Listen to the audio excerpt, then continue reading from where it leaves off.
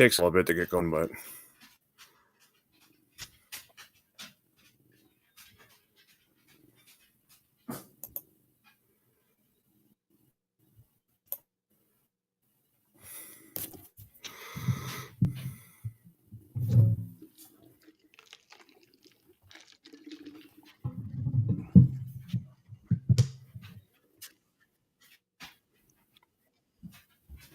come on, play.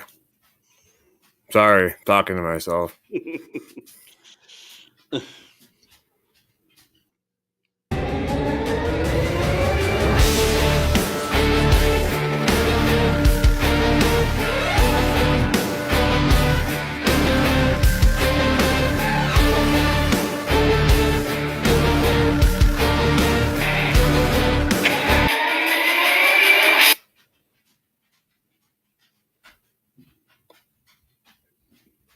Nifty needle. This is so cool. New technology these days.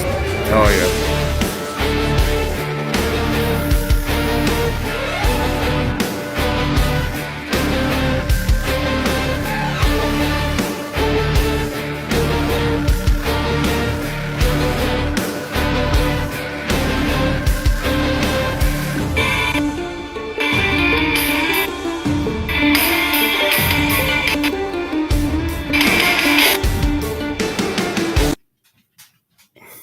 Whatever. What's up, everybody? Welcome to the Cheese Talk Podcast. I'm your host, Brian Rego, and tonight I'm joined by Sproles, the Sproles, however way you want to look at it, on Twitter. And tonight we're going to be discussing the Packers. I believe the last time I talked that the Sproles was it before preseason? Yep. Now we're going to discuss up until the bye, so we're 9 weeks into the season. Yep. Ups and downs, studs and duds. Just Packers. What we've seen so far, thoughts, and then at the end of the segment, I'll go with the midseason awards and see what he thinks and see what I think, and we'll go from there. So, what's going on, buddy? How you been? Hey, I've been good. It's interesting. I've been following some of your guests. You got a great program, and I'm thrilled to be an honor to be on today, especially since we're 6-3 at the bye, and we can kind of take a nice deep breath now, and no game tomorrow, which is kind of nice, and get ready for the home stretch. It'll be a challenging one, but I think we're ready. Right. This time last year we were 3-6. We're 6-3 now. So what are your thoughts and how to perform? Yeah, it's been up and down, right? So we we started off with high hopes, and of course the terrible game in Brazil, and Jordan, gets his knee hurt, and you don't know at that moment, the end of that game, you don't know, this season could have just gone like completely done. And so he was able to come back, and fortunately we had Malik Willis that had just joined the team right before that game, right? So he didn't know what to expect, but we're able to squeak out a couple of wins and kind of get back into things. And then Jordan comes back and we run into the Vikings. So, what the good news is we're 6-3. And like you said, that's the flip side of last year when we were 3-6. The bad news is we lost our 2 division games, at home. So, we've got another 4 division games, but we only have one of those that's going to be at home. So that's going to be the challenge. We've got to perform well, and the division has been really tough so far. So it's going to be challenging. So I think everything's out there. Whatever we want to accomplish as a team, I think is still in play. We can accomplish any of the goals that we have set out for ourselves, but we're going to have to play better, especially in the divisional games as we get into the home stretch here. Right. The only thing that I mean, I look at we lost to the Vikings in the lot home. We did the same thing last year. We went in the beat Minnesota. We beat the Lions last year at Detroit. Mm-hmm. So I think for some reason that's been our luck the last couple of years. I think we'll do the same this year, and we're gonna blank the Bears just because it's the Bears. I think I was predicting at the start of the season we'd go 12-5, maybe 11-6, maybe that like 11 to 13 wins, depending on the schedule and how things worked out, and you know, I mean that was a crazy move. But you think back to LaFleur's before he came here, he was in Tennessee, so he kind of knew something about Malik Willis and whatnot, and it's just crazy how he could come in on a week's notice and they put in a game plan for him, and he went 2-0. That's crazy. Right. And the thing that I always stress about that is, so teams that have watched his tape knew that he wasn't maybe really a good passer, not good in the pocket. We were our only option was to be like a run heavy team. So they almost want to run, and we ran all the time, and they couldn't stop the run. Mm-hmm. So that kudos to our offensive line, to everyone believing in LaFleur, believing in. So I think that the Packers have a good young core coming out of the bye week, and they're gonna make some noise. I've said that I would rather go into the playoffs kind of under the radar as like a team like in 2010 where I don't want to be like the last game of the year. These teams have to win. This team has to lose. Right. We got to win to make it in. I don't want to be that last second wildcard team, but I want to make it into the playoffs as like a lower seed, just because you come into the higher seed, you get the big eagle, big head, and I think sometimes you look ahead to the game after you're playing, and when the final clock winds down, you lost the game because you're thinking ahead. Mm-hmm. So I just think you just want to go in there and surprise people, Yeah. Well, it's going to be challenging because we've got to play. Like I said, we've got to play Detroit in Detroit, and it looks like they're in good shape. Minnesota's in good shape too, and I was looking at their schedule, and so we could actually finish third in the division. And it's been done before with three teams in one division making the playoffs, but like you said, it's going to be tough. We're going to have to, if we end up making it, we'll probably have to play at least one of those two teams again on the road. So yeah, like I said, everything's out there. We can still accomplish everything we want to, but it's not going to be easy, So I think the key thing is last year, like you said, we were 3-6, but the team really clicked in the home stretch and things started really falling into place. So I think that's going to be the key piece, going forward. It's funny.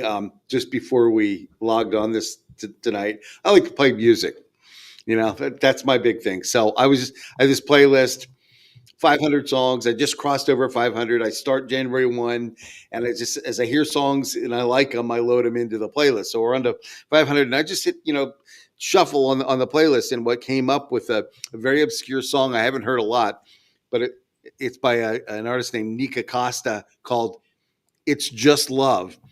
And I thought, oh, that's it, right? That's the title for our deal tonight, because I think we go as far as Jordan Love takes us. Like you said, Malik Willis, that's great, but I think if you give teams enough film, and like you said, you can't win being a one-dimensional team. You can't just run.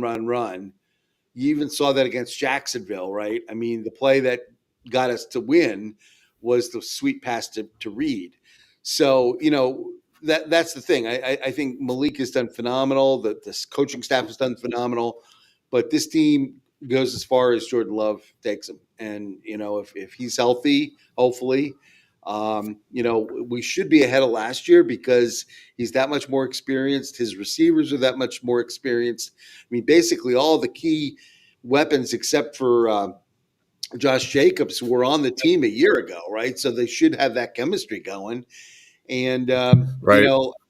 and so that basically, I think we lost one guy from that team, and that was John Runyon at guard. So you'd like to think that hopefully we're at least as good, if not better, than we were last year, and hopefully better because the guys are younger, are young, but they've had that experience, and they had the experience of the playoff run and going to Dallas and going to San Francisco, and even though we lost San Francisco, we gave them a heck of a run, and that was a team that ended up Right. going to the Super Bowl. So, we were leading them in the fourth quarter of that game. So, you like to think that we've got, what it takes to go on a good run. So we'll see. Right. Now, with the way we played when Love was out and we had Willis, do you see the Packers put any packages in the offense from here at the end of the season where Willis would come in for Love for a play or two, maybe a quarter, and maybe try to get some extra running yards or rushing yards, some surprise plays? Well, I'll tell you what, it's interesting that you bring that up. I was not the only one. There were a number of us that were, at the half, right after that pick six.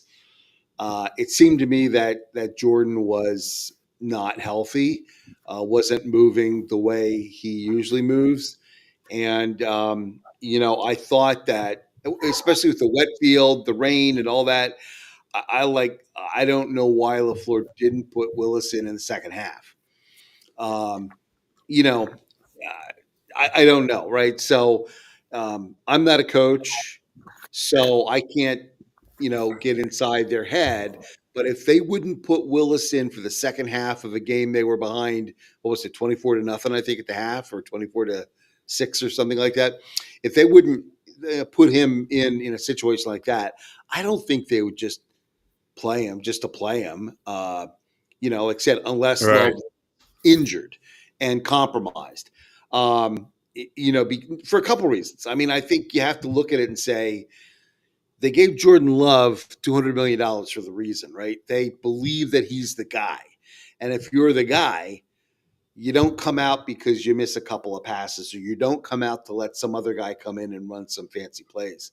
I think that, again, I go back and I think that Willis is a great backup. I hope we can retain him for a couple of years and have him as that backup for us.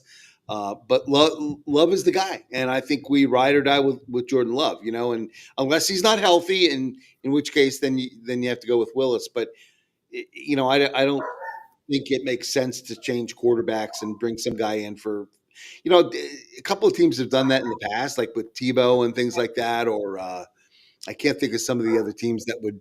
Oh, I know the Saints used to do that with the guy that was a Packer at one point. Taysom right? Hill.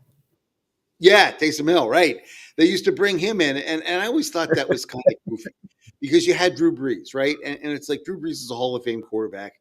Just let Drew Brees play, right? So I that's my philosophy. Maybe you're right. Maybe LaFleur will come up with something in the bye week and have some packages in that kind of thing. But I'm not expecting it. I'm expecting it to be all Jordan Love, as long as he's healthy. Yeah, same here. I just always thought that, hey, like you look back and you see what he was in, even when teams knew they were on the ball, they couldn't stop us. So having him in there, knowing that he had a couple passes that burnt opposing defenses, and then he had plays or they handed the ball off, they kind of still couldn't stop him what he did. So I don't know if maybe just give Love like a little breather to get him, some air back, and just for like one play, maybe every quarter or two, just to see what. I don't think it would hurt at all. It's not obviously we're committed to Jordan Love with the new contract and all, but I just want to see, the Malik Willis. You never know, in a year or two down the road, he could be a big trade asset for us if we were to want to acquire draft capital down the road. Yeah. Well, I think we only have him for this year. I'm not. I So, don't know that, but I think he's. We don't you got have him on 3 years. contract. What's that? We have him for this year and next year. Oh, okay. Well, yeah, that's good then. Yeah, okay, that's cool. Yeah.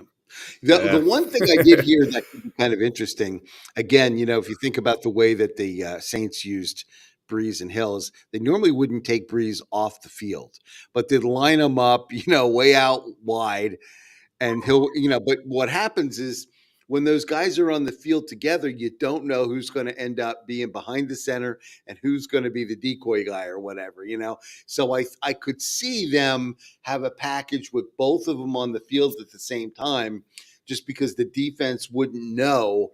And you could even at the last minute, you could even have them swap and have Willis go out and be the wide out and Love come back.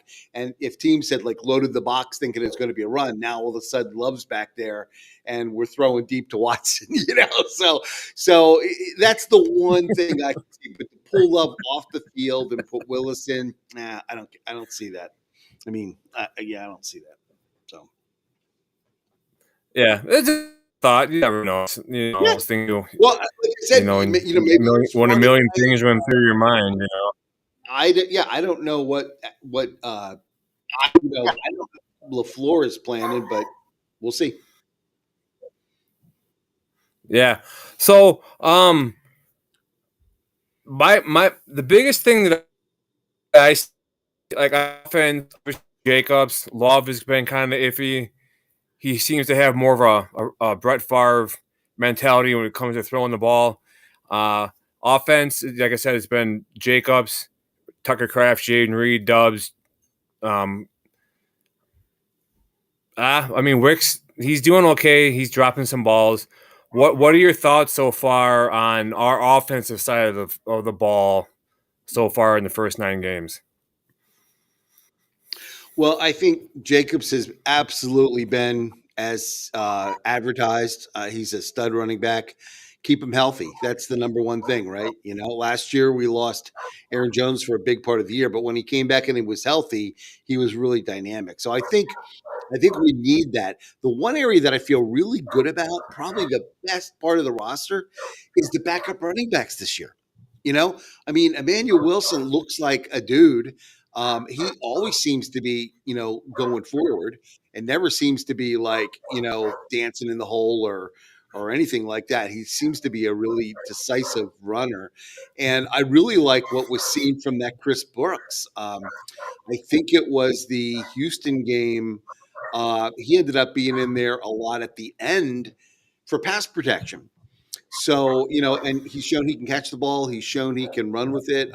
So, from a running standpoint, I think we're good. I'm a little worried about the offensive line. I think that the 5 starters have played well. I've actually been pleased with Sean Ryan. I didn't think he was going to be as good, but I think he's been pretty solid in there. The tackles have been good. But I'm a little worried if we have to play a lot of Jordan Morgan. They've been trying to get him in there, 20 snaps or whatever. And then last week he had to play the whole game because Myers was out. I'm not sure he's ready for prime time, especially if he has to go against, a stud defensive tackle. And they got some of those guys coming up, that we have to play against. So I'm a little worried about that. On the weapons, the targets, the playmakers. Like you said, Reed has been. He's a coming star. He's absolutely. And Dubs, I think he had that little hiccup. I hope he's okay personally, but he's a guy I think that's an key part of that that offense. And then the other guys, Watson and Wicks, as you mentioned, I not as confident about. I think if you look at Wicks and you look at Devontae Adams, I see a lot of similarity. And last year, there were times when I thought Wicks was clearly the best wide receiver on the team. And this year, like you said, his performance has been lousy. Really, I mean, I wouldn't say just average. It's lousy. He's dropping a lot more than he should, but he does have that unique ability to get open, and that's what Adams had. So again, I'm hoping that they can kind of buckle under and figure out what the deal is and continue to improve. Adams was not, it was, I think, in his second or third year, a lot of people were talking about cutting him. And then, he ends up being an absolute superstar. So I think Wicks has that ability. We have to be patient, and he has to, develop. And then Tucker Kraft, Tucker Kraft is maybe the second best receiver on the team, next to Reed. I mean, he's is really impressive. So yeah, I mean, from that standpoint, I think we've got some good stuff going on offense. I am not at all worried about the offense. I think that individual players need to step up a little bit in certain areas, and Jordan Love's one of them, like you mentioned. But he's proven he can do it. Last year, I think in the second half, didn't he throw like 18 touchdowns and 1 interception? And I saw somebody today say, I don't know that he can replicate that. But if he gets close, if he throws 15 touchdowns and 5 interceptions, I don't think we care, right? I mean, that'd still be terrific. So that's kind of where I think, I don't think, people were linking to Favre. I really hope that, I know he has taken some chances. I think the play, like the pick 6 this past week, it was just a dumb play. He didn't even see the guy. It was just one of those weird, things. So and then a couple of his interceptions have been, off of somebody's hands. So he's not like having a terrible year. He's just in a area where, he's had a number of picks. I'm hoping that turnovers sometimes are cyclical, and so hopefully we'll go into a time frame where we're not having them, and he can he's then going to shine. Yeah, I think one thing that we haven't seen a lot so far this year because of injury is Marshawn Lloyd. I'm excited to see what he can do for the Packers. I think having that as have a 4 deep, decent running back combination would be awesome. I think Wicks is trying to do too much and he's overthinking what he's doing. I think he'll get it right. I mentioned Jordan Love. It's because that meme that went around with one shoulder had Aaron Rodgers, one shoulder had Brett Favre. So it's like the best of the best and worst, whatever, of both quarterbacks that he came after. And even like Jordan Love, he had that one. It was a good throw. I forgot who it was to, but it was on the sideline, and the defender stepped in front of the ball and picked it off. It was a good throw, a better defensive play.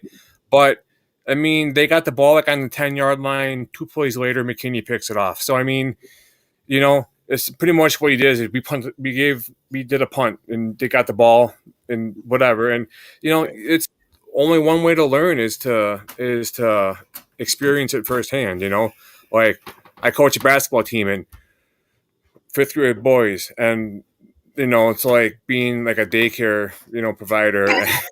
And but no, it's like like the Pier basketball program, as 2 years ago they won state, right? So like it all starts from the bottom, youngest age, all the way up. Like they instill certain parts of the game. The high school coaching staff is involved 100% with the booster club and what they play through. So we like defense. Sometimes you can run drills and practice, but they get too like they just kind of whatever and turns into like playground basketball. So the best thing to do, in my eyes, if there's one team on one half of the court, one team on the other half practicing, like the last half hour where you just practice, you get live game bullets and you learn from practice. Right. Same with playing football. Like I was coaching 5th and 6th grade football this last year, and sometimes the best practice you can get is this: do a live scrimmage against a team that you're not used to. Right. It's the only way to get better. And right. I think same with Jordan Love. Let's go out there and see what you kind of can do. And I think another thing that is going under the radar too is Robert Saleh, having him coming in and teaching the offense what they should be looking at in the defense. which is like a really like impressive move by the Packers to bring him in to do that. I think this second half of the season we're going to light the world on fire. You know. Yeah. Yeah, you had a good point about two things. The Packers are not unlike your fifth grade football team in the sense that they're young, NFL wise. They're still the NFL's youngest team. Now that they traded away Preston, they got to be even younger than they were. Yep. So they're the youngest team, and you think about it, they don't really hit in preseason anymore. They didn't play most of their guys for. I think Jordan Love played just a handful. Like didn't he have one drive and it was an 80-yard bomb or whatever? So these guys they're not getting those, like you said, those live game reps during camp.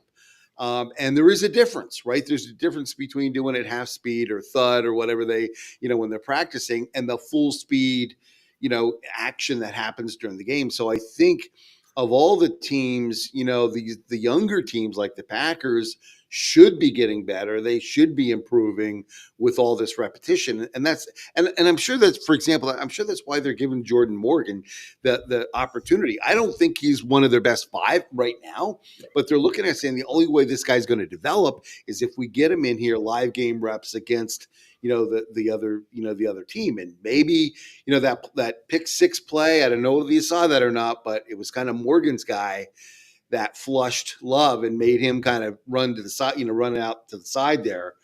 Because I don't know whether you saw the all 22. Some of these guys that we follow on Twitter, they show you this stuff. Reed was breaking wide open at about the 50. And if Morgan, if Love had a little bit of, Morgan did his job and blocked a little longer, and Love could have stayed in the pocket, that's may not have been a touchdown, but it would have been a huge play, right? And that's what we would have needed at that point, right before the half. But yeah, so I think, and the same thing with Wicks, and I think they have to give these guys, opportunities, and that's the only way they're going to get better is to play. So. Yeah, I like to say practice makes perfect. I mean, I think sometimes they're trying too hard to do something that's simple, which maybe like over complicates things, Right. I mean, two of our three losses were, let's admit it. I mean, the field condition in Brazil was total crap. I don't know how the NFL can put their profit making soldiers out there to go to battle in a field like that, and then Green Bay, it's just like the one bad rainstorm that we've had all year long happened to be against one of the best teams in the NFL, if not the best team in the NFL, and a lot of our miscues against the Lions. You think about the Wicks drop touchdown, drop pass in the end zone, the missed field goal. I mean, The Watson play. I mean, that ball. I get it. That was, that's a hard. The ball's way up there. It's windy. It's rainy. It goes up and kind of comes straight. I get that that's not easy, but you know what? I mean, that's why they pay Watson the money they do. I mean, he's got to judge that ball better. If he keeps running instead of stopping, or slowing down there, I think that ball hits him right in the hands and it's a touchdown. So yeah, You're right. We lost that game, and it really wasn't close, but it could have been close, and we could have won. There were enough plays out there, I think, that we could have won that game. And so the team, I think, has to. I think the buys come in at a good time because I think it causes you to look at yourself and say, Detroit's the best team in the NFC. I think clearly they're the best team in the NFC. And we had that game. We could have won that game, right? But we made the mistakes. So that's what we got to clean up. So right. And I was going to say, we had seven times in that game we were beyond going toward the end zone, beyond Detroit's 40-yard line. Mm-hmm. So, and we only came out with 14 points. So, I mean, and like I said, we had the drop touchdown by Wicks, and we had the missed field goal. So that's the 10 points right there. Would have made it a tie game. Yep. Same kind of thing against the Vikings. We got our asses kicked in the first half, and we made adjustments in the second half, and we held them to 3 points in the second half, and we lost by 4 points, whatever it was. Yep. So I mean, you just got to try to make adjustments quicker if you can. You got to be able to see what's going on, and I just get a bad taste in my mouth when I think about the Lions, just because of the way it seems like every year they're getting. I mean, they've had no division titles, I think, except for last year, Right. in like 30 years. So I mean, congratulations, I guess whatever. But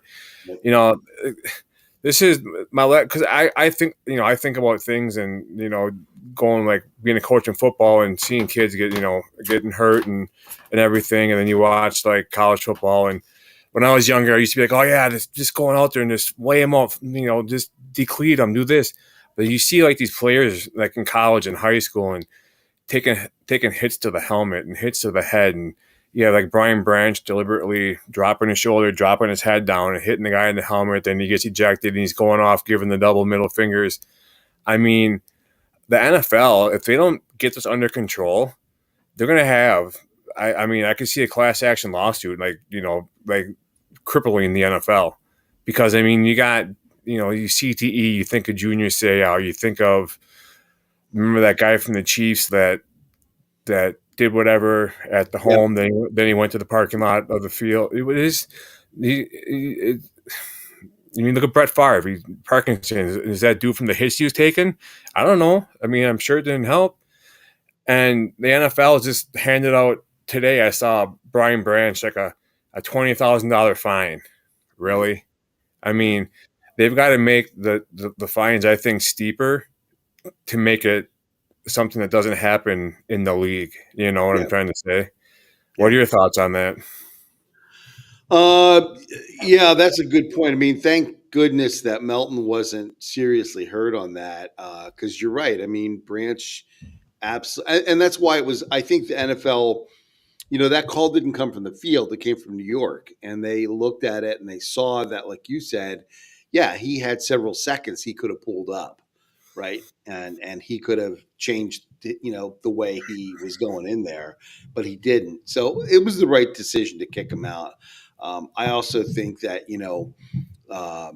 they have to. One of the things I think is in college they have the targeting thing, right? So you could get kicked out not just for the game but for the first half next game too. And a guy like Branch, I mean, he's a really good player. So I think you have to send the message and you have to make those. I don't know about the fines.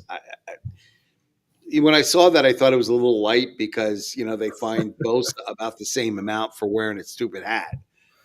So it's like, I don't understand that, right? I don't get how they do all these things, and they find other guys, money for something that wasn't even called in the game, So right. I think the fine for Branch, I get your point. I don't think that was enough. But clearly it was warranted that he be ejected. And, you wonder, the thing I always wonder is if Melton had been seriously hurt, like what happened to Chris Olave or something like that, where he might have to be out the rest of the year. His career might be done. I don't know. But I look at maybe changing the way some of these when they kick players out, maybe they make them sit out a few games because, especially if Melton had to sit out because he got a concussion. If he had to sit out for 2 or 3 weeks, maybe Branch should have to sit out for 2 or 3 weeks, and for sure. So, and like I was also saying, sorry to cut you off, but if the refs in the field don't see something that happens and we see it on TV, so if we see it on TV, New York's seen it on TV. And if that's the case and they don't stop it, I think they should have the power to stop the game, review what happened, and then make calls based off of what they saw. Right. Because one of these days, someone's going to get hurt. What's it going to take? Someone to get carted off on a stretcher, right, with no heartbeat because of something that happened under the watch of the NFL. Right. I mean, they got to start taking care of I mean, they got players out there risking their lives to make the NFL a profit. And the NFL is just like, oh, you're just a number unless you're, this person or that person, like a Mahomes or it shouldn't even matter who they are. It's just it's a human life out there. Right. Right. Yeah, they definitely have to make things safer, and I think they are trying to legislate out some of some of the hits and some and that kind of thing. And I think I mean, you want to have both played, so we know it's a bang bang thing, right?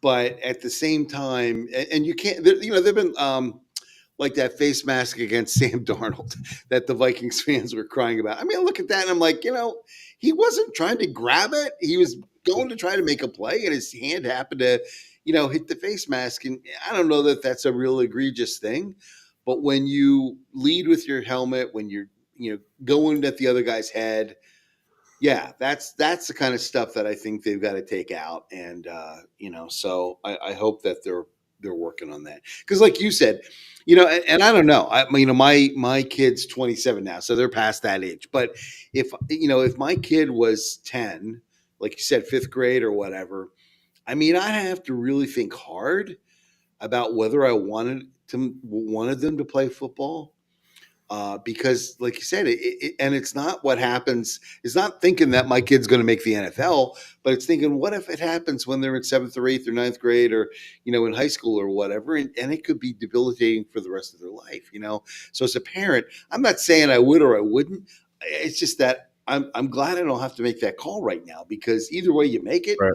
you're kind of, I have, some buddies whose kids play at the high school level, and, obviously they take really good care. But I mean, I've been at games, I've been at high school games where guys out on the field, and they have to bring out the stretcher and stuff, and that's just terrible. I mean, Yeah. guys at the NFL level, that I think they know what they're getting into, they sign off on it. But when you're in high school, you're playing for the joy of the game, so it's yeah, it's difficult. So hopefully they'll improve I think the equipment's definitely improved. It's definitely improved from when I played, and I think I think the like you said, the rules and the way that they're officiating it now, I'm hoping is going to make it safer for those guys. So Right, and two more things, and two more things that happened to Jordan Love that wasn't called that I think should be called. Then we'll get to the defensive side of the game for the Packers and our thoughts. But so like this goes back to week 1 when he did get hurt, and you had that one guy holding on to his ankle, and like he saw him like try to do like the front shoulder roll on it as he was getting hit up high. I think that should be illegal. B, I think it is illegal. And C, I had Eagles fans coming after me for about a week after I made that post on Twitter for saying this should be an illegal play. It's a dirty shot. I mean, I had almost 2 million impressions on my post about that. And then you saw the same thing last week against the Lions. The guy held on to his leg and twisted it, and Love fell backwards. I had like a little video clip of dirty hits by the Lions during that game. I think it was on YouTube or something like that, or maybe it was on Twitter. Anyway, and they go, well, he should have fell forward, not backwards. Are you kidding me? yeah. It all happened so fast. He probably felt it and just fell. He's not going to think, well, if I fall this way, I could hurt this part of my leg. Like you said, it's bang, bang plays, but at the base of it, legit at the base of the ground, there was the guy hanging on around Love's ankle and twisting it. And that is illegal to go low. You're not supposed to go below the knee. That's what I think the original hit on that was on Carson Palmer, in the playoffs one year. That or Tom Brady. Yeah, same thing. Tom Brady rule. Right. And they have to change those, and they changed it now to say, you got a strike zone basically between the shoulders and the knees, just like in baseball, right? And that's where you're going to hit them. And like you said, the Eagle guy, and I remember the play in, the Detroit game too, where they were around the ankles, and yeah, you got to call that. And whatever. So, I mean, and you got to look at it too. The NFL is not just some league; it's a business. Right. So if you have, say, Jordan Love out there just getting blasted and he's getting hurt, and the Packers paid him 200 and whatever million in the offseason. Right. Okay, well, who's going to? You're not going to make a profit off of him if he's not out there. Right. So you got to protect your profit. And it should go for players all Well, across. and to your point, it diminishes the game if you have the backup in, right? If you have your star guys that can't play because they got hurt on a play that should have been a penalty, you're going to have a backup guy in. And even if that's Malik Willis and he's playing well, I think you still miss something. The fans, if you paid your whatever to go sit, in Lambeau, you're going there to see your guys. I remember one year, when we had first moved here, the first year we moved here, we were able to get tickets, fairly decent rate for a preseason game. And we show up and right before the game, it starts, like raining, like serious rain. Right. And of course, Brett Favre didn't play, Amon Green didn't play, Donald Driver didn't play, all the star guys. And I'm like, we paid, $100 and some a seat to go see, Scrubini guy that's not going to be there, on opening day. And that taught me a lesson about preseason, by the way, but that's another story. But I think that's the whole point that, you have these guys that are the absolute best at their profession. I mean, did you see today that Dak now, I think, is going to make the rest of the season, and the Cowboys paid him a huge amount of money. So didn't he get the highest paid contract? Because he was after Love, wasn't he? Yeah, I think so. Yeah, and so so that's the thing. I mean, the product does not get better when your star quarterbacks can't play. Well, and on top of that, you paid CeeDee Lamb too. So now CeeDee Lamb won't be getting the ball. Maybe he will, maybe he won't. But who's their backup? Like Trey Lance, or is it Cooper Rush? Yeah, it's like Cooper Rush. Are you kidding me? It's the same thing in the NBA, though. I mean, say I'm in Green Bay. I'm 3 hours from or 2 hours, hour and a half from Milwaukee, whatever it is, depending on how fast I can go and get away with it. But anyways, say you go into a game, you pay $150 for a ticket, and you got to figure the gas. You stop and get something to eat. If you're sitting at a hotel overnight, if it's a late game, whatever. Say they're playing the Lakers. But I'm a huge Giannis fan. I'm a huge LeBron. Oh, can't even believe that's coming out of my mouth. Say I was a huge LeBron fan or Anthony Davis, and they don't play, and they don't even fly to Milwaukee for the game. It's like I just wasted hundreds of dollars for nothing, But yeah, we'll get off of that topic. And one really surprising, our defense has 19 takeaways this season. I think by the third game into the year, we already had more takeaways than we had all of last year.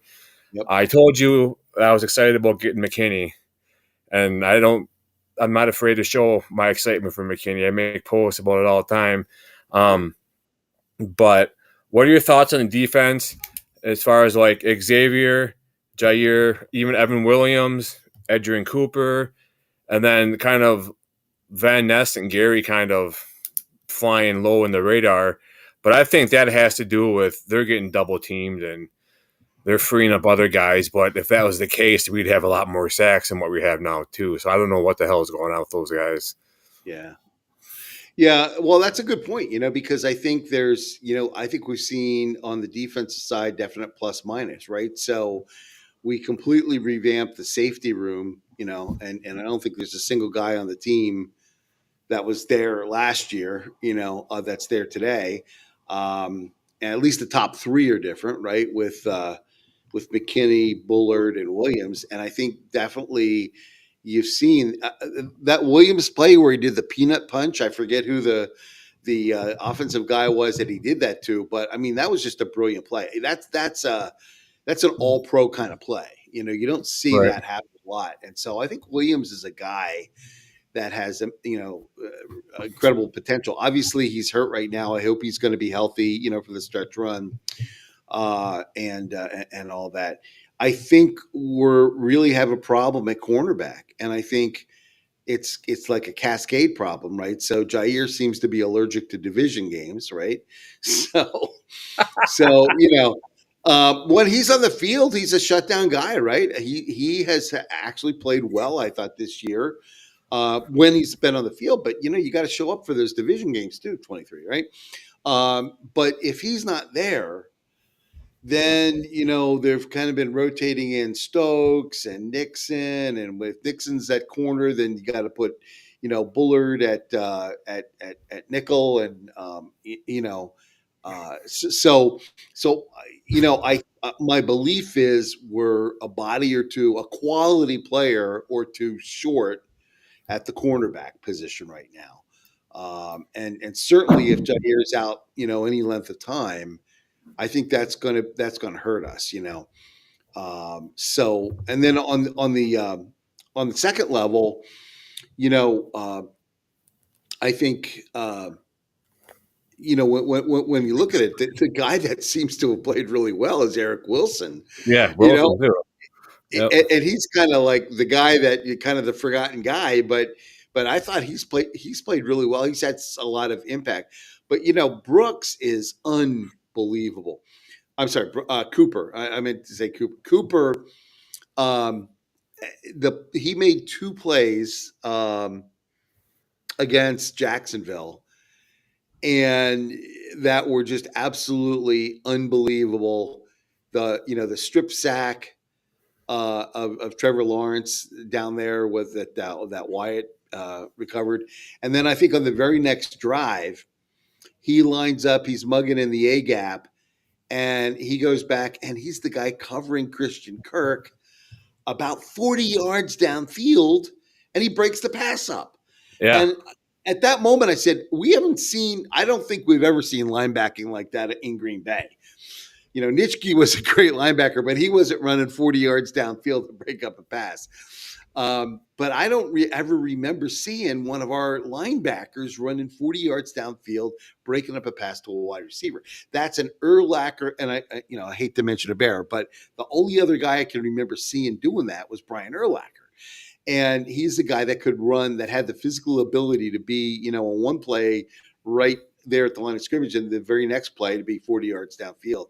And so, I think if you look at that, and if Cooper can build on that, I know he's been playing part-time, but that's the kind of thing that we need to have, but that covers up the fact that I think Quay Walker has just been struggling. I saw one thing that he was rated something like number 87 out of 95, linebackers, and the eyes don't lie, right? So when you watch him play, and you see him make a tackle, but it's 10 yards downfield, and I don't know. I'm really concerned because when we drafted him, I had really, really high hopes for him, and it looks like Cooper is the guy that's doing, making those plays, and Quay is just a guy right now, Yeah, and you mentioned Cooper, and I was stoked about getting him in the draft.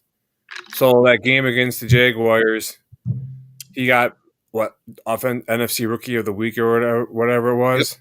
Yep. And then the next game against the Lions, he was like barely even out there. Right. Yeah, I don't get what's going on there. I don't know. The only thing that going back to what we were talking about, Jordan Morgan, same thing. I think is that Cooper, needs to learn, right? And he's not the kind of stuff he did at Texas A&M isn't the same stuff that they're asking him to do at the NFL level. And he's up against much better players at the NFL level. So he has to learn. And I'm sure the reason he's not out there is because he's making mistakes, but when he makes a play, oh man, is it a play, right? So I think you need guys that have that ability to say, all right, we might have a few mistakes, but we can live with those as long as you're going to make the play when you're in position to do it. So. Yeah, I think, in the end, defense wins championships. I think they're a young team. Let's just say what it is. They're a young team. I think they're only growing each game as a whole. I guess I had questions in the beginning of the year. Is Eric Stokes going to make an impact coming back from his injury? I don't know. It seems like he's, always lurking around the play, but not actually like in the play. I know you mentioned, 10, 15 yards on the field, Quay's making tackles. That automatically jogs back to my high school days. I was a junior, and our senior safety he was the leading tackler on the team. We thought, oh man, you're a badass. I mean, he was a good, hell of a player. But if your safety's leading your team in tackles, that's not a good thing. Yeah. And No, you know what? 40 I years have later, 28 years later, you're just like, oh man, that's right. It's not a good thing. yeah. I have high hopes for our defense. I think that what I think is going to happen is, and you saw a little bit of this. I think it was in the Houston game where they are playing Brooks a little bit at the defensive end spot, Cooper. and no Brooks, Oh, and oh yeah. Yeah, yeah, okay.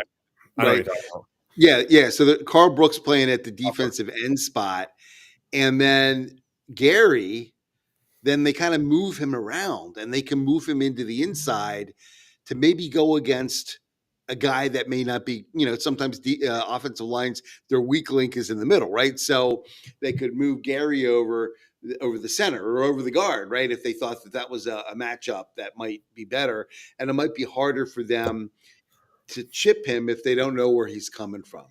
So when you lose Preston, you're automatically thinking, oh, okay, more snaps for Van Ness and more snaps for Engabari and all that kind of stuff. But I think they might move Brooks to the outside.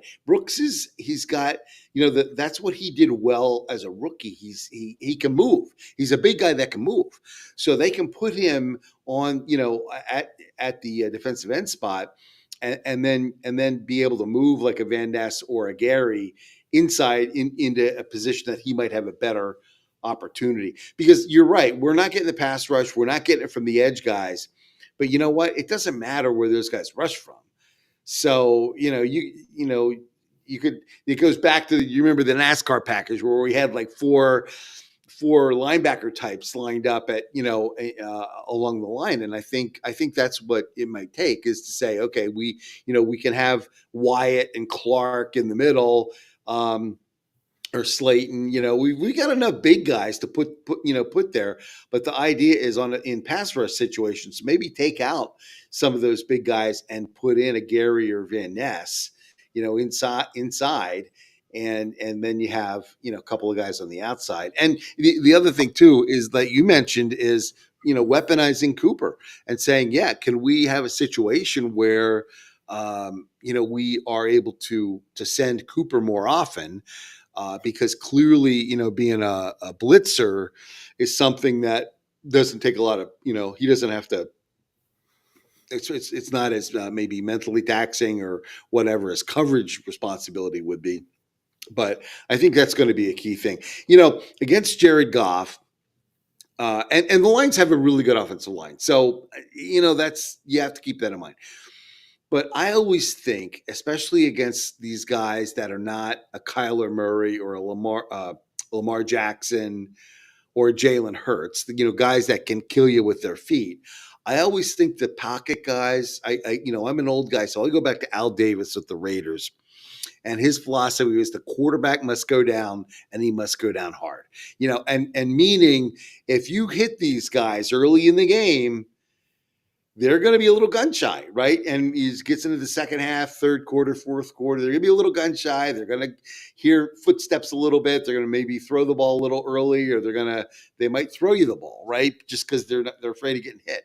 So I really think that, the Packers, I was hoping that Hafley would be even a little bit more aggressive than he's been. And part of it was obviously they had guys like I said, they played Kyler Murray, they played C.J. Stroud, they played Lamar, Jalen Hurts, right? Jalen Hurts. So yeah, so they played these guys, and I get it. When you're playing them, you got to be. It's a whole different kind of game, right? You can't be throwing six guys, in a rush, because all of a sudden, Hurts will pop out the end, and then all your guys are chasing after him, when he's got 50 yards of open field there. So I get it's a little different strategy, but we're playing Minnesota. we're playing Detroit. Their quarterbacks are not going to kill you with their legs. So these are the guys that you have to go out and you've got to figure out a pass rush strategy to get in there. You don't even have to necessarily sack them, although that helps. But you got to be hitting them. They got to know you're there, right? And Right. obviously legally. I'm not talking about a late hit or hitting them at the low like we were talking about. But they got to feel you. They got to feel that rush. They got to know that they're, that's speeding up that clock in their head about when the ball comes out, because makes your coverage that much better, right? If you don't have to cover for 4, 5, 6 seconds, if they're throwing that ball out in 2.5 seconds because they're afraid of Cooper coming in there or Gary or somebody like that. So. Right. One thing that I saw in the Lions game towards the end, and then you're thinking about, what are we going to do without Preston Smith? And, well, obviously the defense that we're running isn't built, for him. He's more of a 3-4 type of linebacker. But I did go to the preseason game against the Ravens, and Aaron Mosby had a hell of a game. Mm-hmm. And then you saw Brenton Cox plot over whatever that Lions right tackle was, all pro tackle, just pancaked him and got in for the sack. Yep. So I think they were maybe coming around in practice and they figured, well, we can let Preston Smith go. Love him for all he did for the Packers. He's a hell of a guy. Yep. And next year we'll have like $61 million salary cap, which we haven't been in that position in, I don't know, probably like 30 years maybe. No, right? But see, like by doing that, we're staying young. We're keeping people under their first, maybe second year contracts, and we're able to make moves to get guys with the money. We're not having 2 or 3 guys just absorbing all the cap money.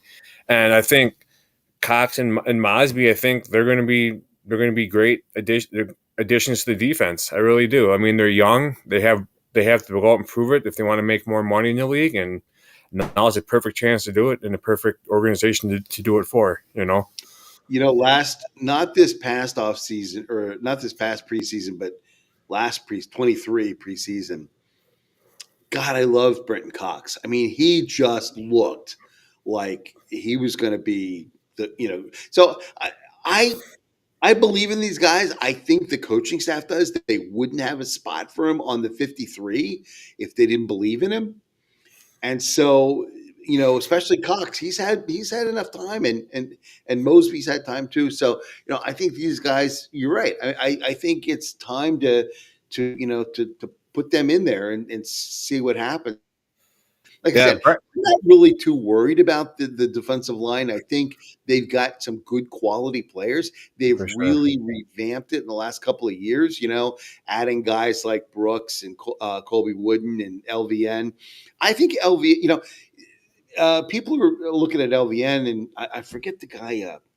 So they were asking Minnesota coach.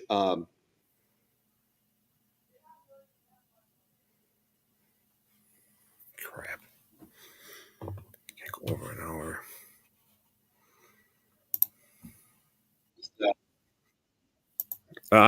Hold on. I'm here. Okay, all right.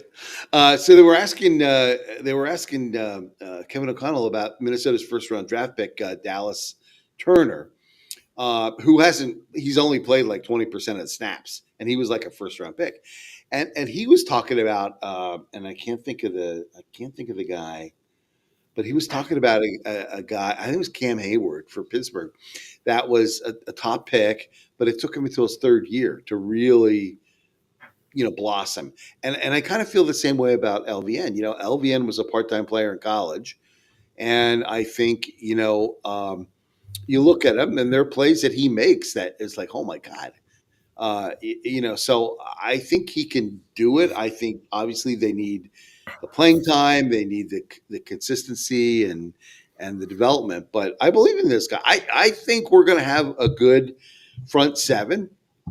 And obviously the safeties, I think, we've got terrific young safeties. I'm just worried about the cornerback. That's the one spot on defense that I'm nervous about. Yeah, I think we have a good defense. It's better when Jair's in there. McKinney is doing awesome. Bullard, Williams. Stokes could use some work. Valentine, whatever they are, the Valentine's Day twins. Um, the, I think we're gonna do good. I honestly think, and we're gonna probably go corner in the first round next year. I mean, what else do we have to get? We have all the weapons we need. What's been hurting us? Our secondary. You know, um, I think, yeah, we'll be good. It's just we gotta. I think we're at a good point to where the guys can be on their bye week, kind of look back to the first 9 games of the season, what they can fix, what they did wrong, what they did right, improve on what they can do right, and I think we'll be all good. But yeah, I still think we'll go probably 11-6, 12-5.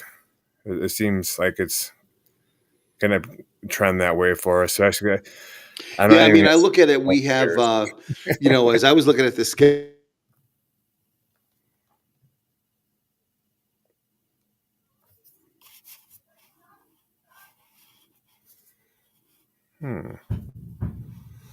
Wonder what happened.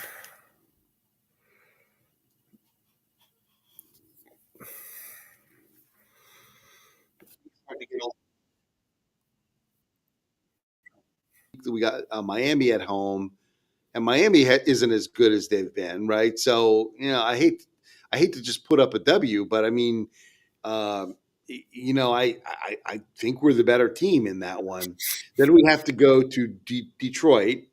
And that's going to be a tough one on a Thursday night. Now it's not a short week because we play back to back Thursdays. So, and then we have to go to Seattle.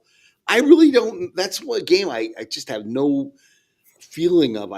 Seattle's a tough place to play, but again, so I don't know what's going to happen there. And then we have New Orleans at home. That should be a win. Then the last two we have at Minnesota and we have Chicago. So like you said, if we're going 12-5, we can only lose 2. So you got a couple of potential losses there. A couple of tough games. So you gotta think positive. well, yeah. I mean, I think I'm looking at it maybe more at 11-6. I think we could lose 3 out of those. I think we could lose. I hate to say we're going to lose the division games, but right now, Detroit's a Hey, if better we team. lose the division games and we still make the playoffs, so be it. You know? Oh yeah. Like I said, the ones I'm nervous about are San Francisco and Seattle. And then I think you're right. I think one of those 2 division games we take. All right, and I could see us. A couple years ago we ran the table in December. And that would be hard because we have Detroit. But I mean, you look at it: Seattle, New Orleans, Minnesota, and Chicago. I think we could do that. We could win those last 4. So right. Well, you want to do mid-season awards? Yes. Then we'll wrap it up. Yep. Alrighty. So for MVP, it's hard to and shouldn't be hard to pick, but I have Derrick Henry, and Patrick Mahomes. I can't. This is for like the whole NFL for the season.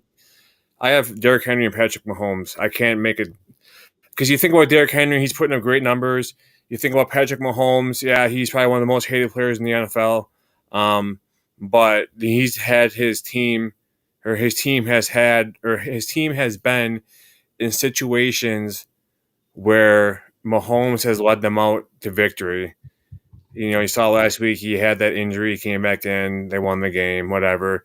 Yep. He finds ways to make his team win, and that's a valuable player, and that's exactly what the award should be for. Then you have like a Baker Mayfield and a Josh Allen too, who should be in the running. What do you think? I think you have to throw Lamar Jackson in the mix too. Oh yeah, Lamar Jackson. I forgot about him. So I mean, I think you're right. I think Mahomes has not put up the stats that he's done, but they're undefeated, right? So how do you not not put him in the mix? And this same for Josh Allen. I don't think Josh Allen has been as necessarily as dynamic, but the team's done well, right? And right now, I think I was just looking up the stats. I mean, Lamar, 24 TDs and 2 interceptions. That's Aaron Rodgers like statistics, right? That's just unbelievable, So, and then I think the next best is Josh Allen with 17 TDs and 2 interceptions. So I think between Lamar and Patrick and Josh, I think those would be. You're right though about Derrick Henry. I mean, he has changed. I think the culture of that team. Just in the way that he's able to take over a game. And I mean, I get it.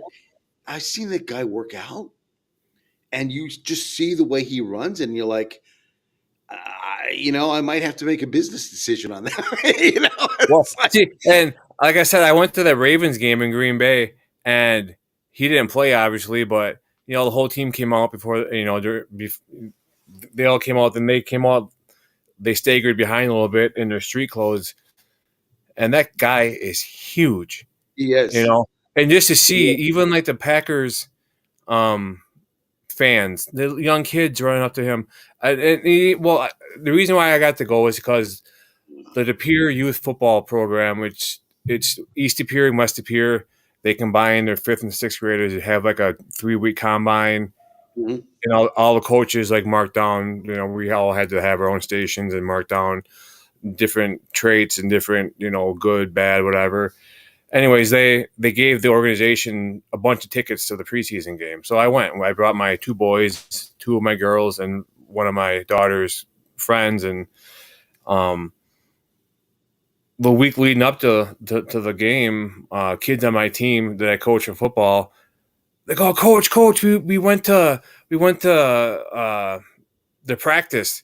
And after practice, they ride the bikes, and the Ravens are riding the bikes. And I got who was it? Number 4. Can't think of his name for the Ravens. But I got his autograph. I got Lamar Jackson's his armband or his towel or something like that. And Right. This guy signed my Croc, and the other guy signed my Croc, and it's just cool to see like the kids growing up like as Packer fans going and just idolizing these other. But Derrick Henry's a good one. I like Derrick Henry. He's seems like there's no bull about him. And I know that your podcast gets a pretty global, reach. So you're not just talking to Packer fans.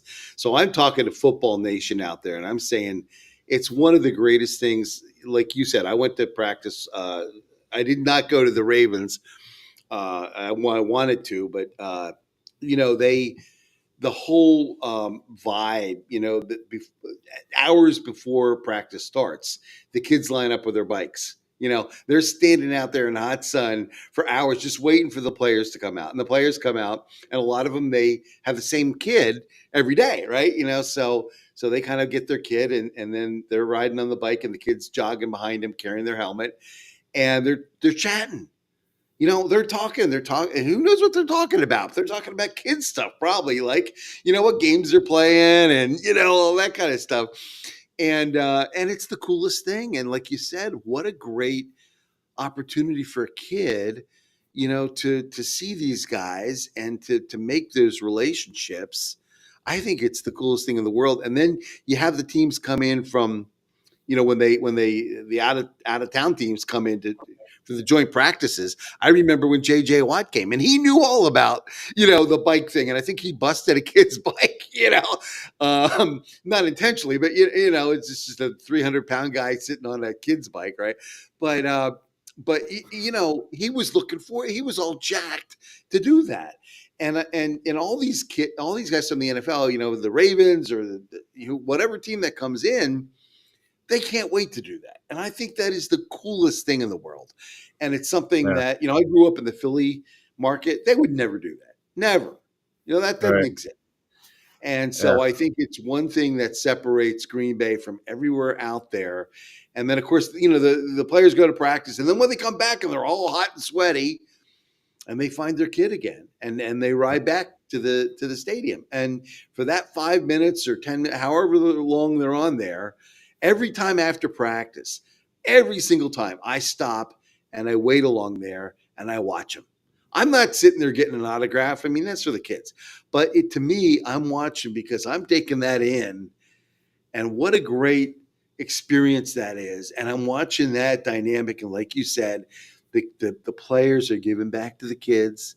The kids are idolizing. They're going to talk about nothing else for the next 2 weeks, And I just think that's so awesome. So yeah, I'm glad you brought that up. Yeah, we practiced like half the practices, like the first 3 weeks we were at like West Pier, then the next three were at De Pere High School practice, and we were at West Pier, and all of a sudden you hear this big old, and we all look up at the sky, and it must have been the Ravens team playing because that thing was huge. It must have, wow. to bring in all their equipment and stuff, Sure, but it's sure. just big. We all just stopped practice. We're all just like. Was watching the plane go because we've never seen a plane that big before, so it's kind of cool, So yeah, definitely, it's a hard one. There's a lot of good guys putting up good numbers this year so far in the NFL, and it's hard to make a decision because they're all doing such good things. Mahomes is undefeated, Henry's just running with his pants on fire, and Right. Lamar Jackson, if it wasn't for him being a decent passer and him being a weapon, Henry wouldn't, probably be getting the numbers he's getting. So. As a toss-up there, I'd go with Henry or Mahomes. Yep. Next one is Defensive Player of the Year. I'm going to be a homer and go with McKinney. Yeah, that's a good one. I mean, I think if you had done this after the first 6 weeks, you might have gone with Aiden Hutchinson, but he's hurt now. So, I don't know where you go defensively. And you're right. I mean, I think I don't know this, but I know at one point McKinney was definitely leading the league in interceptions, and so that's a big. I think this is not to disagree with you, but just to say what I think is that I think a lot of times these awards go to the guy that has the most sacks. Now, if you have a ton of interceptions, and McKinney does, I think if you look at the end of the year, typically it goes to the sack leader, and I don't know who's leading right now in sacks. I don't know that information, so we'll see. It was brought up in my last episode. I forgot who it was though. NFL South, look it up quick for us. NFL sack. I think it was Trey Hendrickson. Does that sound right?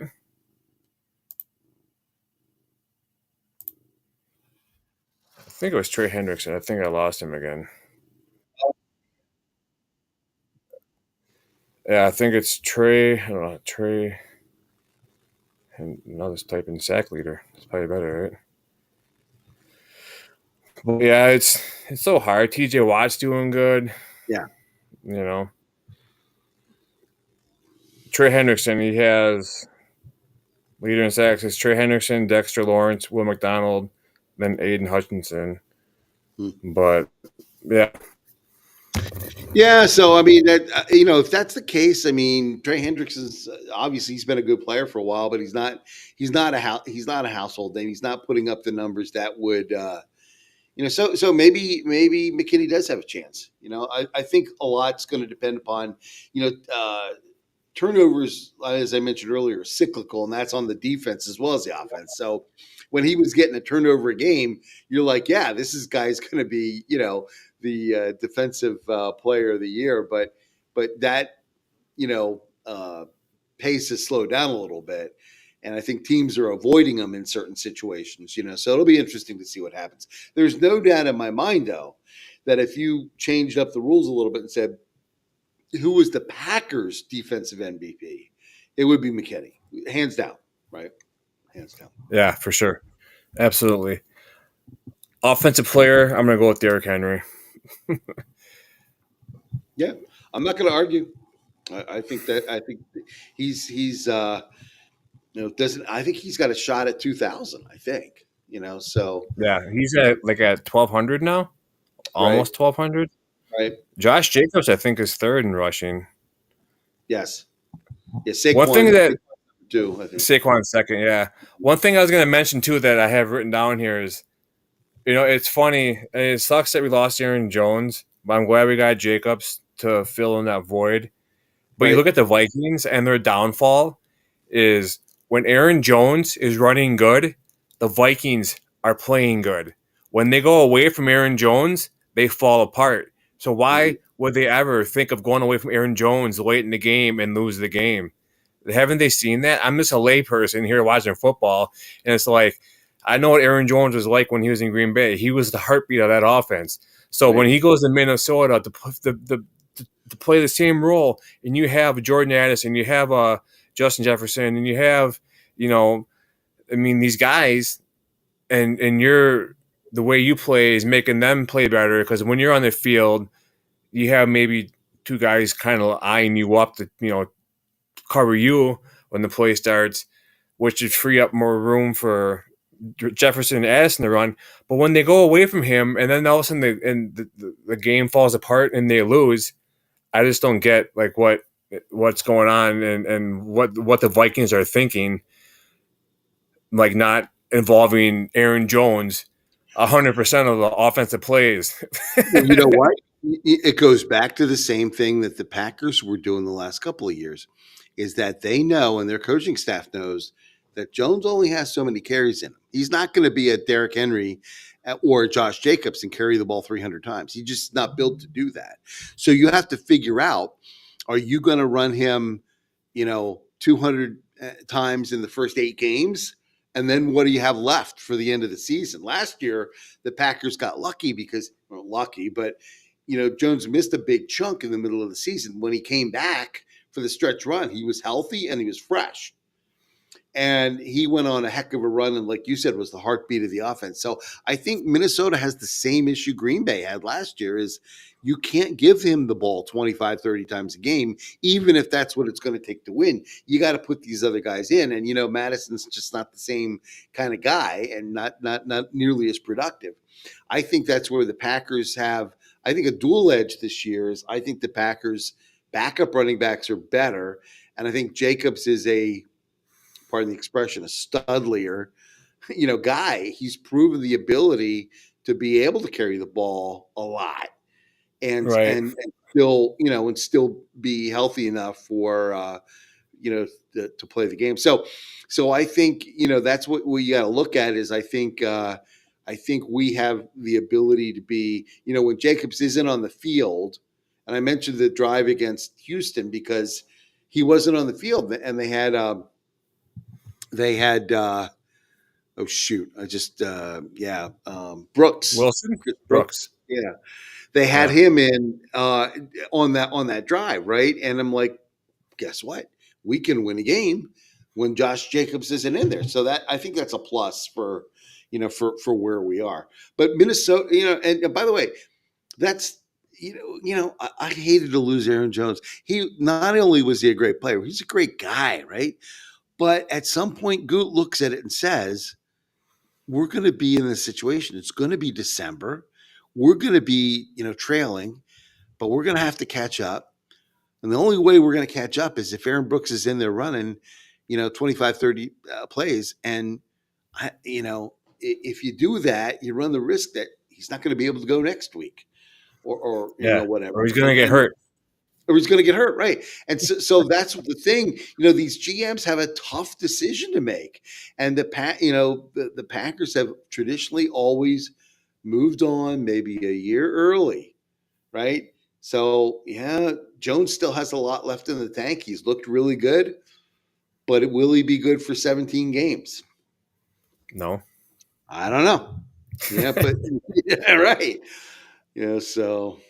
Speaking of a young talented individual, I want to thank him for breaking the Bears' hearts last weekend. My rookie of the year, Jaden Daniels. Wasn't What? that Okay, something? this is what I don't get. Okay, how are the coaches for the Bears not running on that field, screaming at Tariq Stevenson, "Get in the play, get in the play"? Okay, then maybe they weren't. But then once he turned around from yapping at the crowd to realize that the play was going on, he still was able to run to the big scrum at the goal line, or whatever, the big huddle up before the jump, and he tipped the ball back to the receiver for the touchdown.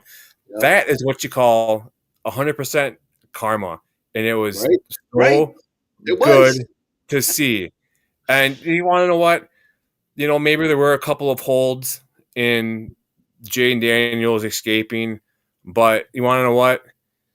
Maybe put some guys that are taller down in the end zone, and maybe in 2015 or whatever it was when Aaron Rodgers got his helmet yanked off and there's no flags. Maybe that's now you guys know what it's like. But I just don't see what is going on in Chicago. Right. It's I've said it. I'm not a big Caleb Williams guy. I never have been. I think you get these kids in college who think they're better than they are. They can go to a different program and be like no one ever knew who they were, and they expect to be worshipped all over again. And I think he doesn't get his way. He goes in those little tantrums, and he couldn't be in a better spot than Chicago right now. Right.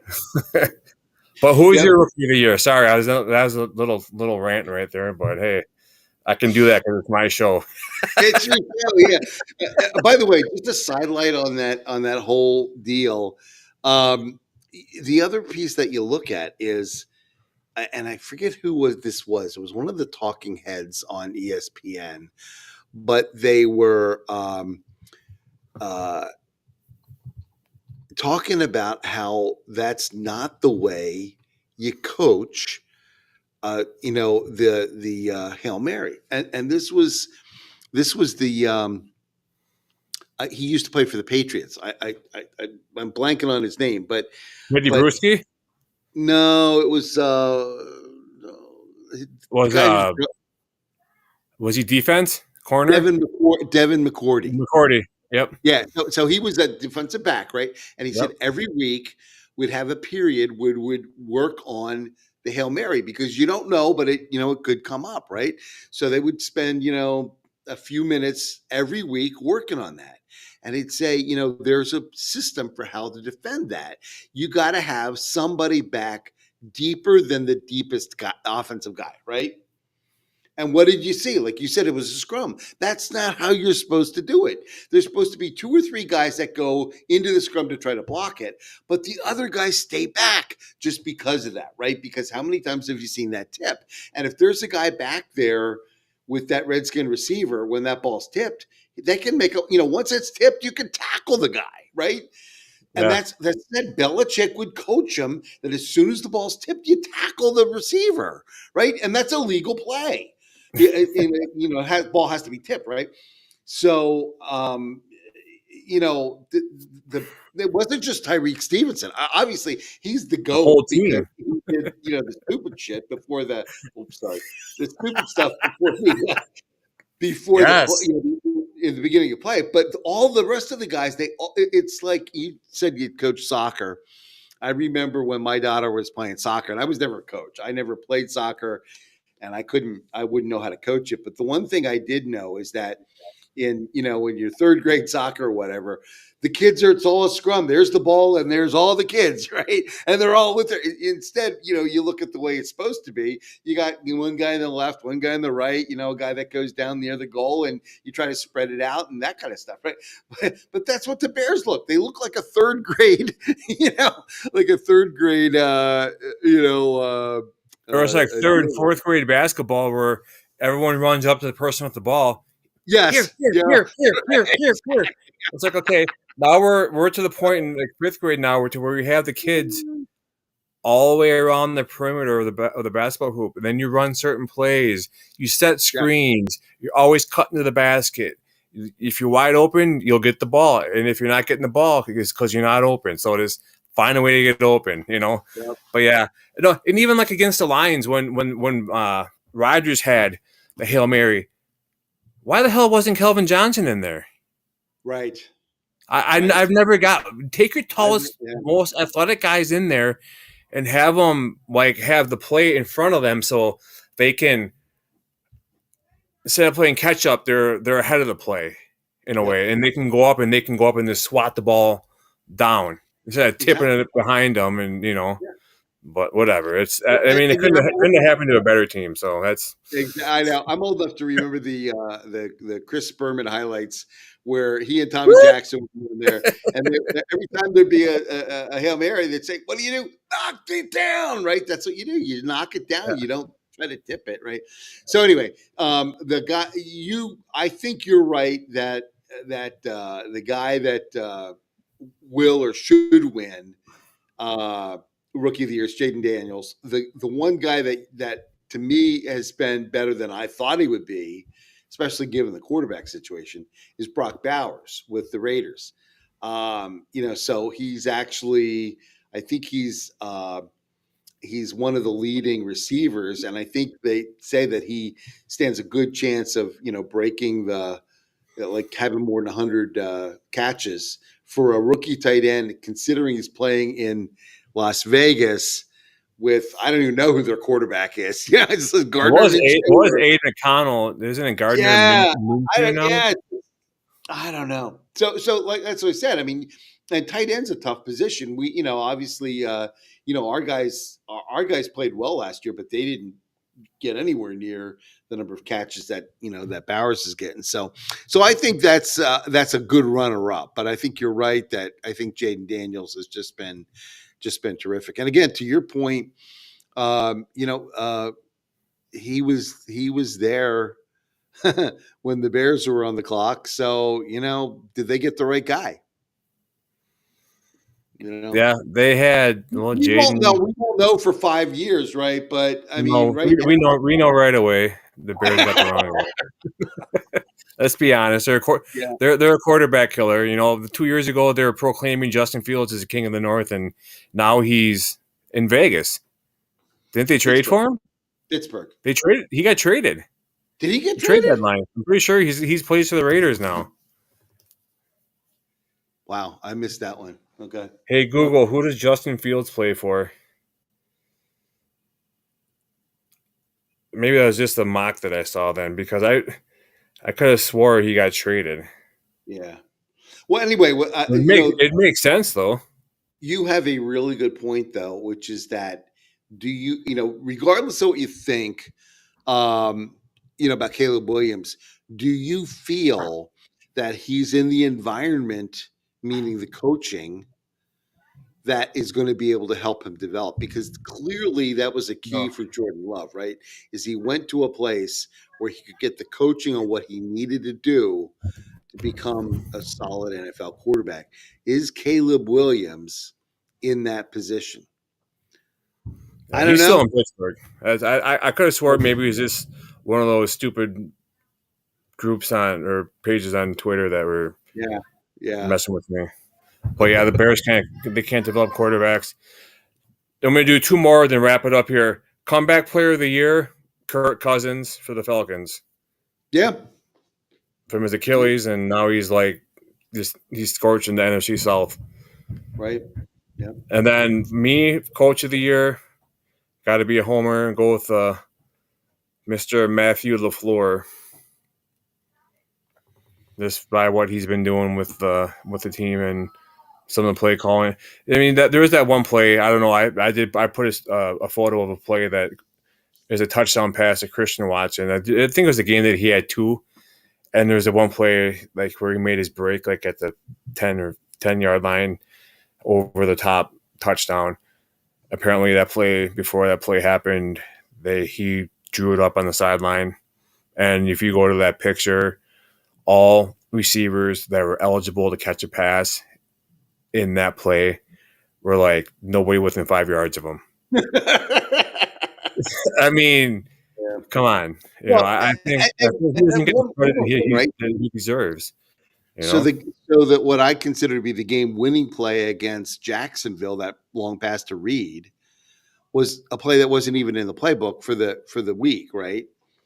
Right. But they noticed something the way that Jacksonville was playing a similar kind of package, and on the sideline they put it in. Well, guess what? They put it in with a quarterback that Malik Willis doesn't get any reps during the week, right? He's repping the scout team. He's not repping the Packers offense. So you had a quarterback that wasn't even getting reps, and you had, a play that wasn't even in the playbook. And guess what? You look at that execution of that play, it's perfect. It's Yep. perfect. One interesting little sidelight that I love, the best pass rusher on Jacksonville is, I think his name is Josh Allen. I think he has a little slightly different name, but he was like a number one pick a couple years ago, right? And he's lined up right across from Jaden Reed at the snap. So Jaden Reed is the guy that's like across from him. Jaden Reed gives him a little shove. I mean, Jaden Reed's 195 pounds or whatever. He gives him a little shove just long enough because at the ball, Tucker Kraft is coming in motion behind the center. And as soon as Jaden Reed gives him the shove, he goes off and he starts running the route. Tucker Kraft is right there, and he's right in front of him. And you could see Allen doesn't know what the heck to do because it looks like it's going to be a run to Jacobs to the left, but that's a fake. And then Malik Willis is kind of rolling out to the right. And you could see the best pass rushers kind of standing there. Tucker Kraft's blocking them, and it's like, what's going on? And then Jaden Reed's just kind of leaking out, and you see the safety have this oh no moment.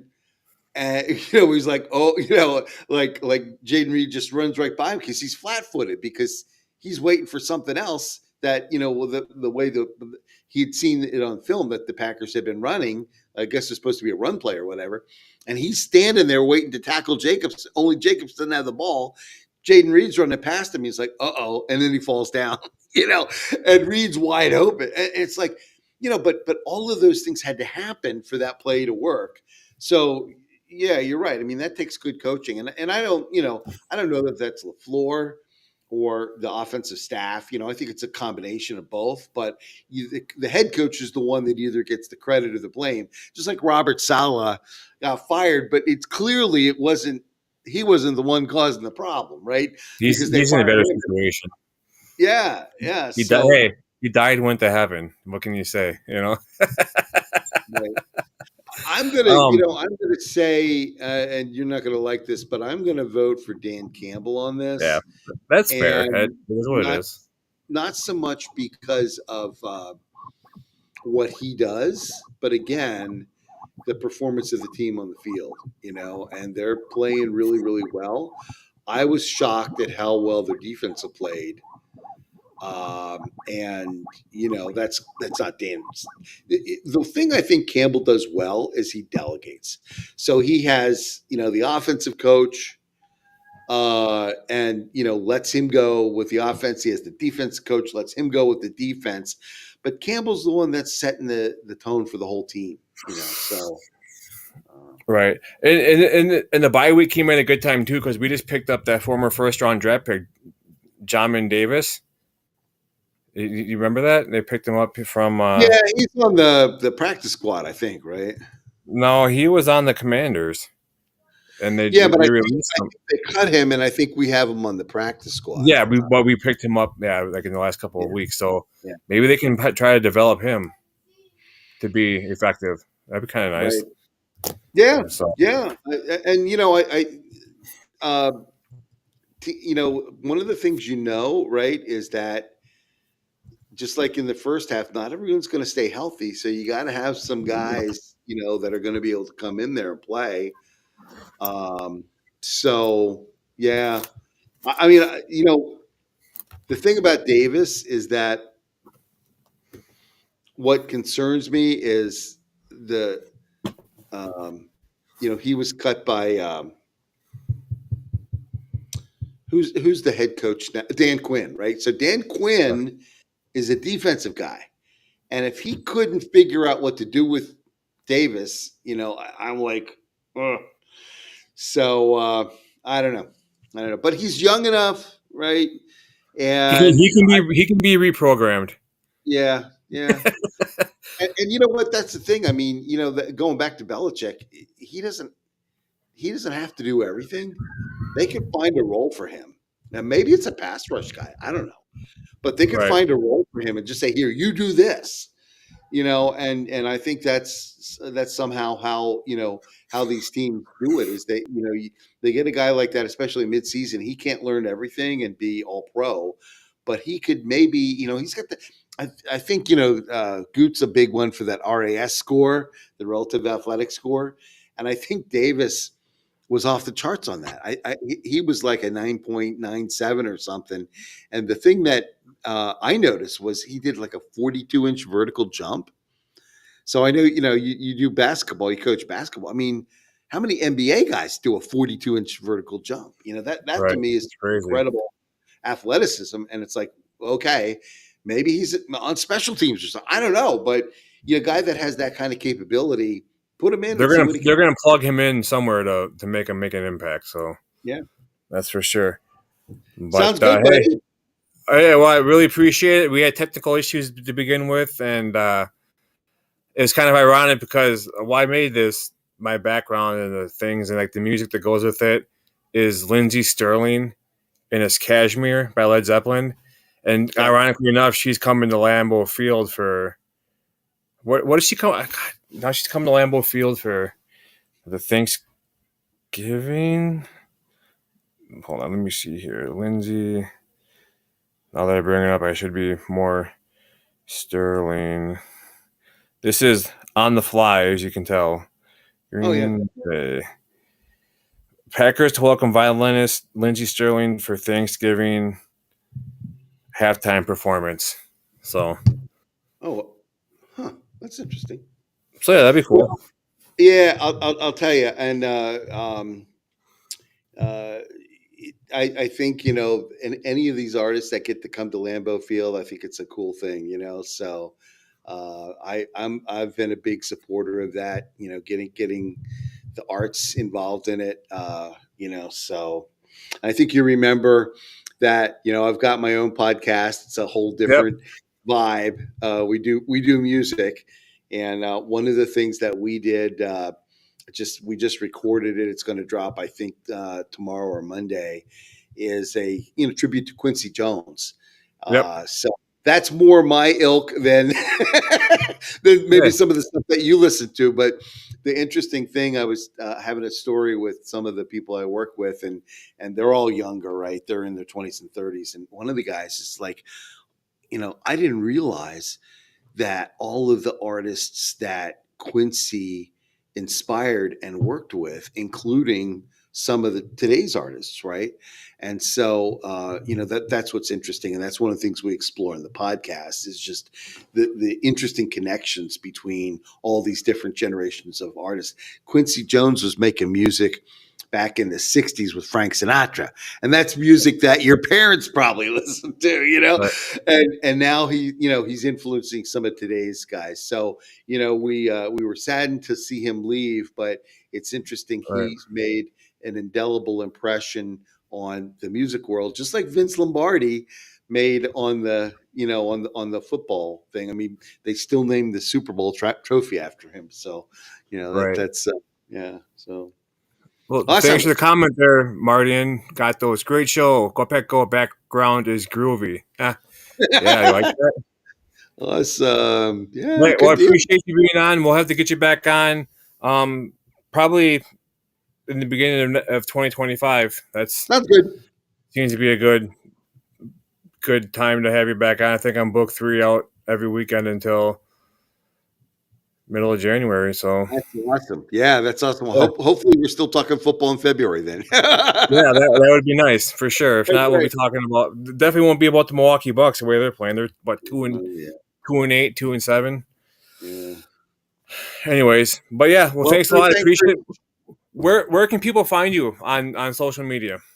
Thanks. Well, yes, you actually, if you're interested in the music podcast, we have a couple of different things. We have our website, itsthegroove.com. We have a Twitter account, It's the Groove Pod, at It's the Groove Pod on Twitter. We have YouTube, again, at It's the Groove Pod. So, you know, we've got a lot of content out there now, and adding more all the time. And so we look forward to seeing you guys. And if you want to just talk football with me, I'm, as you mentioned, at Sproles the on Twitter. And hopefully we'll see you there and talk some good football.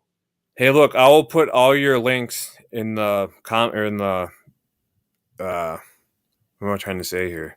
Show notes. In the whatever the hell they are, yeah, I'll have your links in the comments, not the comment section, but it's description section I of my YouTube channel, and appreciate it. I'll promote it on X as well. I've been kind of Appreciate it. lacking there. I've been busy with basketball practices and doing dad stuff, so it's but yeah, I'll have that on there. Thanks for joining me. I appreciate it, and Thanks, buddy. I'm sure we'll enjoy. connect on Twitter and be chatting soon. Yeah, and enjoy your buy Sunday. I know, right? Take care. Yep. See you, bud. Bye bye.